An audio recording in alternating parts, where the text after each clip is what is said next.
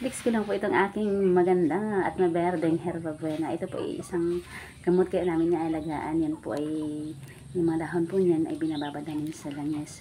Yan po ay nakakatulong para maalis ang sipon ng mga bata, lalo na pa sa mga bata. Kahit po sa matanda, pwede po natin gamitin, palagay natin sa mga likod ng bata bago maligo.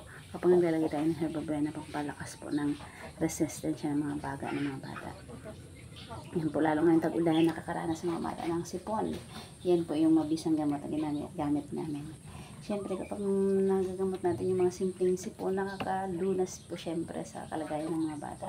At mabawasan din yung ating mga kagastusan sa pagpunta sa mga ospital at kung anong mga manggagamot.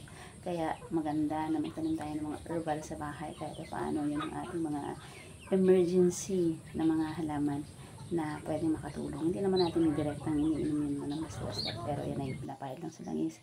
Follow for more para sa iba pang information.